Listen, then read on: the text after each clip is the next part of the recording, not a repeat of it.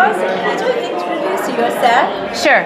My name is Dr. Sarah English. I am a chemistry teacher at Sweet Home High School, which is right outside of Buffalo, New York. And I'm so excited to be talking to you all. Yeah, I'm really honored to interview you. So you are very strong influence, right, in YouTube channel. So, Yes. Yeah. Why did you get started? So I started shooting my videos on YouTube because I really wanted my students to be able to listen to my lectures outside of class.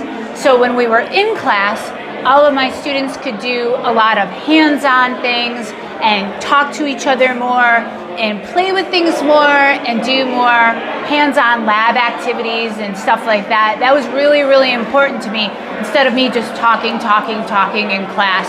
And I actually really like making videos on YouTube.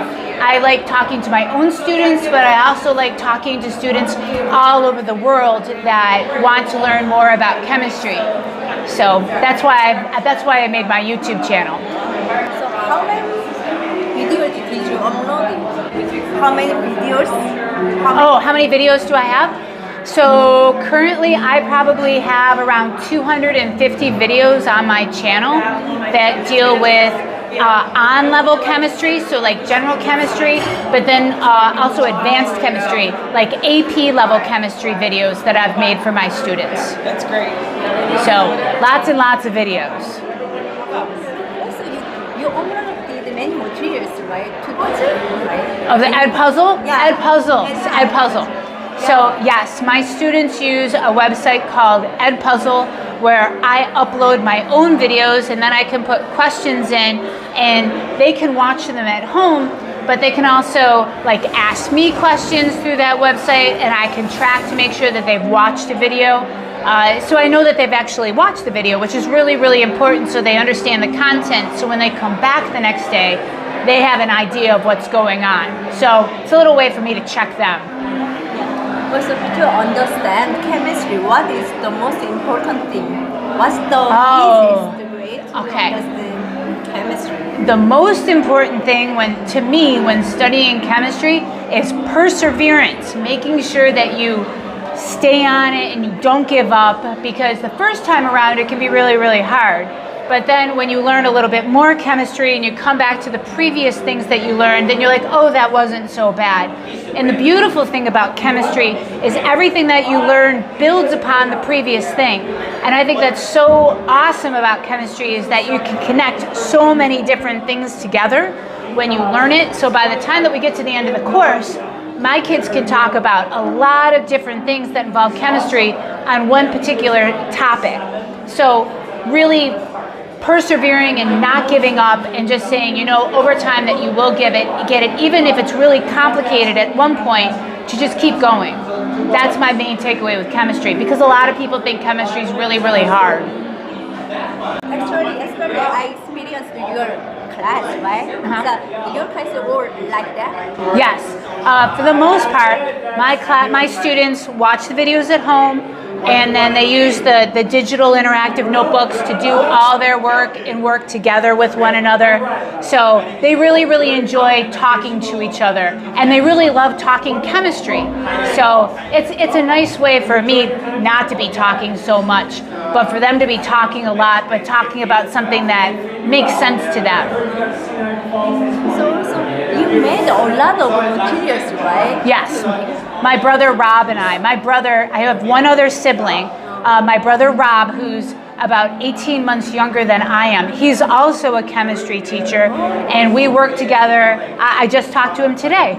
So we collaborate on a lot of different things. Everything that we do in our classes, his students are doing at his school, and my students are doing at my school, but we work together a lot. When did you start? When did you get started? Oh, I was probably 25 and my brother was 24 when we both got into teaching chemistry. We were living together in the same apartment. We were grading together. We were collaborating together. We have been teaching chemistry together now for 25 years. Too much. You're a senior chemistry teacher, right? Yes. So something to the young chemistry teachers? To the young chemistry teachers, every year you'll learn something new. Every time that you teach the content again, you'll have like a massive realization or a connection, and you'll be like, oh, or you'll have those amazing moments where you'll be thinking about something just in everyday life and how you can bring chemistry into it. And don't give up on that passion. Keep up with that passion of just making chemistry just so applicable to your students. Don't just focus on the content. The content's always there, but always think about how you can take what's happening in your students' lives and bring chemistry into it. That's what I would suggest. Also, some people think is chemistry is memorizing thing, right? So it's not really right. No. So would you say to people who think in that way? Absolutely. Chemistry is definitely not memorizing. Chemistry is application. We have periodic tables. You can look up anything about chemistry, but to make connections between one part of chemistry and another part of chemistry and then another part of chemistry, that takes deep thinking. You really have to be able to think about chemistry and make those connections together. Memorizing is not going to get you anywhere, but making connections between different things, that's a whole different thing. Sure. So I am so excited that I'm just able to talk to you right now. I think that's absolutely fantastic. And I really, really love chemistry, and I really, really love science. So I encourage anybody who really has a passion for science to keep on pursuing that, because it's just really, really important that we have people that continue on in science and pursuing their dreams and research and keep innovating, keep on thinking outside of the box. That's really, really important. So don't just say no to things, say yes to things whenever you can to learn more about any subject area that you're really interested in. I think it's the coolest thing in the world right now to be able to talk to your representative here, your teacher. I think it's just the coolest thing in the world to be able to talk to your teacher right now, and that she's here and working in this community for this science fair, and that we're making really great connections between Korea and the United States, and I really think that's pretty awesome. I'm excited to be able to say that I know her. Obviously, you're all extremely lucky people to have that experience. Thank you. I really appreciate it for your interview. My students call me Dr. English because I have a PhD in science education, which I'll just throw that out there. So it is not in chemistry, just putting that out there. That's way beyond my pay grade. So I have a PhD in science education, and sometimes I do the occasional, class at a local college, but really it's just to prevent any parents from calling me and demanding things, which works really, really well. It's really amazing. So the title of my presentation today is called Wait What? Introduction to Chemistry Storylines. Some of you might be familiar with storylines. Some of you might have zero experience, but my hope for you today, over the course of the time that we're together, is for you to experience one. So that's the major goal. So a little bit about me. God, this is my 23rd year of teaching. I have been teaching basically two things in my entire career, which is Regents, which is considered on-level chemistry or a general chemistry course. And then I also teach advanced placement chemistry. I am at Sweet Home High School, so about 40 minutes away from here. We're right by the University at Buffalo North Campus. We're actually right next door to them. We are a first-ring suburb of Buffalo. We have a very, very transient population. About 20% of our students change back and forth from the city of Buffalo every single year. So we are extremely diverse. We have a lot of English language learners at our school. It's a great population. At our high school, because I teach high school, we have about 1,000 students right now. And we have been 100% free and reduced lunch for a very, very long time. So our students, many are at the poverty level. Many just have a lot of things going on at home. So when you look at what students are doing today and the expectations that I have for my students, you also consider like the background and the diversity of our students and what we're trying to achieve in our science classrooms. One of the things that you should realize today is that we're very tech savvy. We're an extremely tech savvy school. We are extremely lucky that we've been a one-to-one iPad school, 5th grade through 12th grade since 2011. So when COVID hit around here, a lot of schools were scrambling. They were like freaking out because they did not have the technology, the teachers didn't have the training, and Sweet Home just sort of went, meh. Our transformation was pretty quick because all of our students have iPads. Our learning management system is Schoology. A lot of schools use Google Classroom. We're a Schoology school, and that gives us a lot of different opportunities compared to other learning platforms. We use an annotations tool on our iPads. So on the iPads, every student has access to an app called Notability. And if you're familiar with Notability, it's amazing. It's so choice.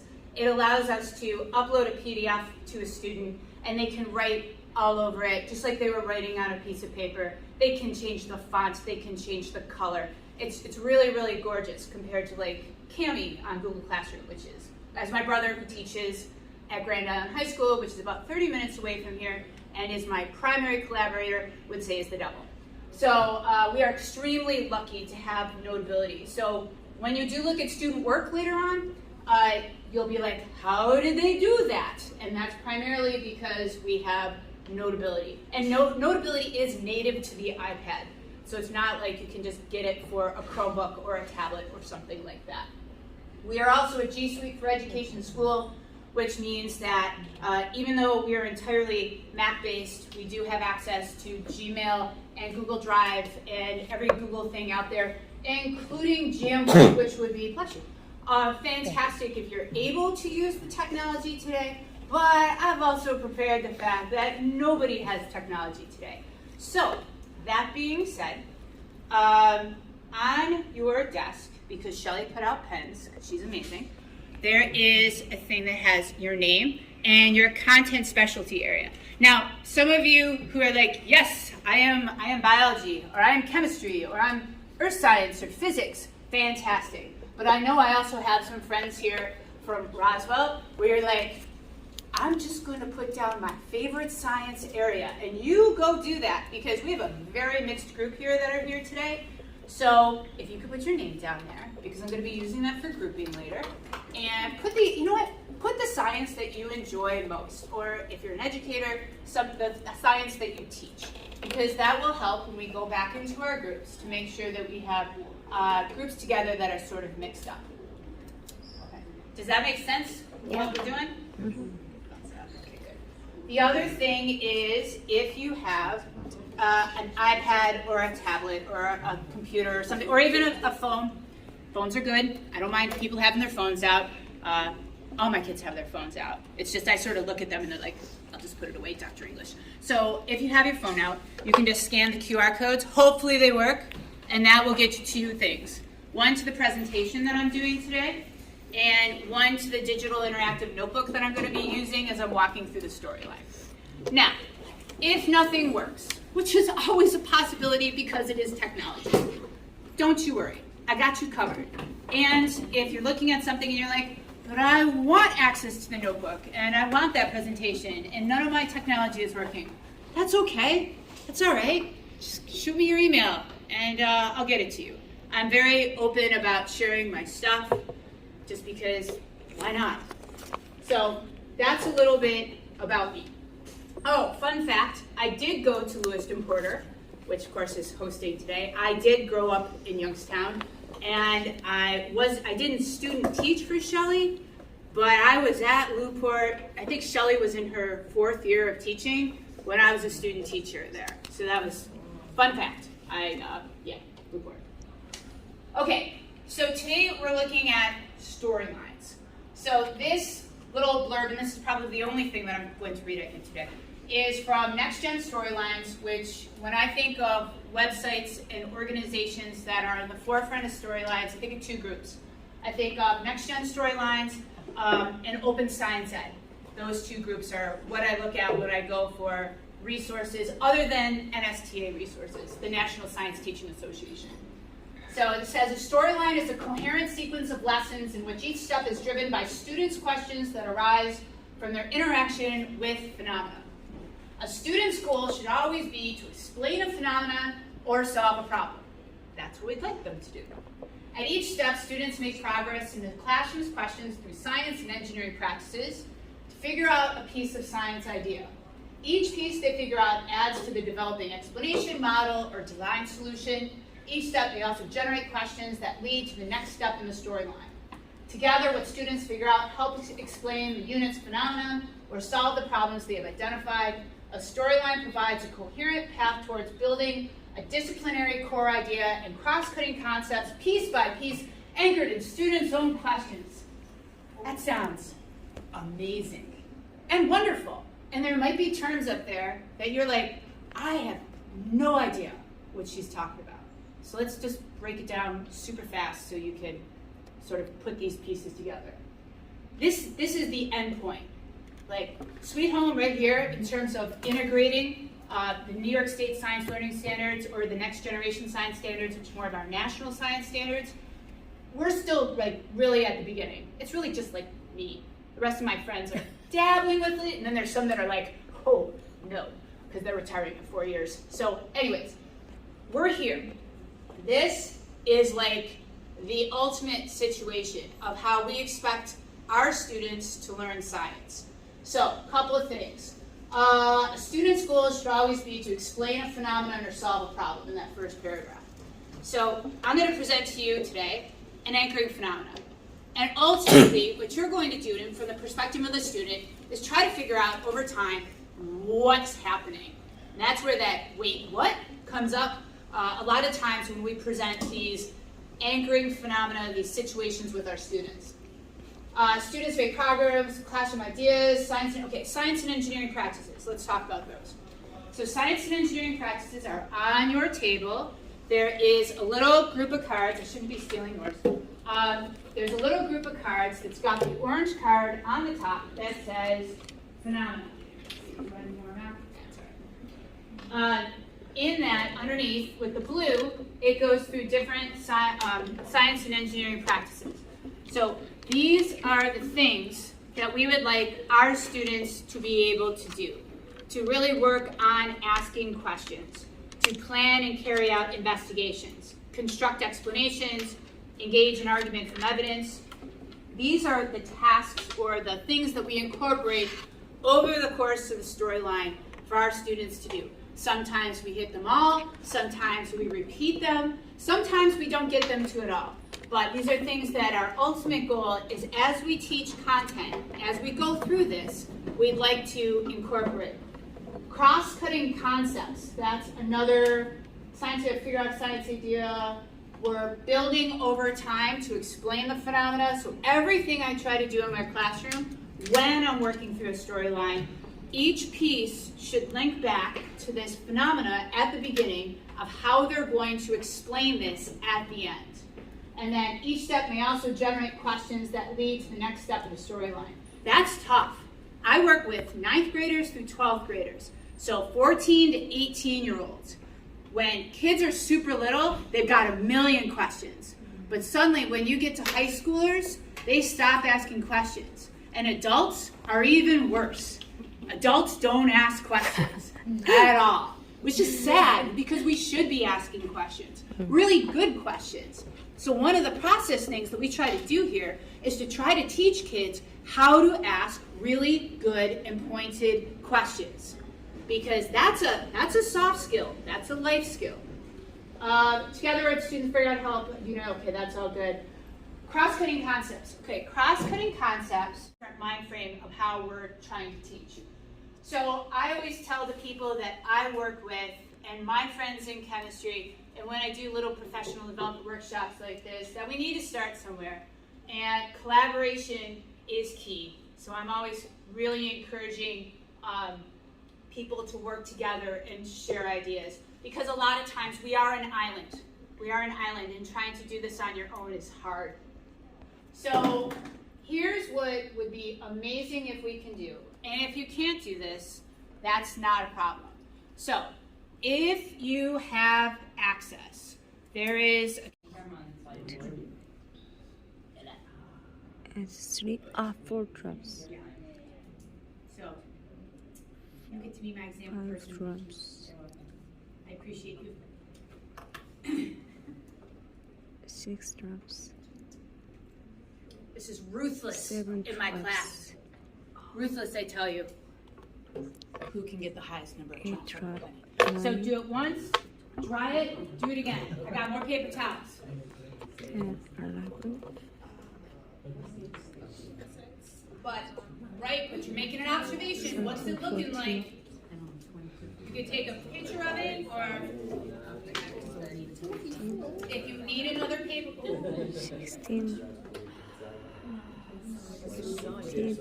18. 19. Yeah, sure. Oh, that one didn't work very well. 12. Yeah. Still. Wow.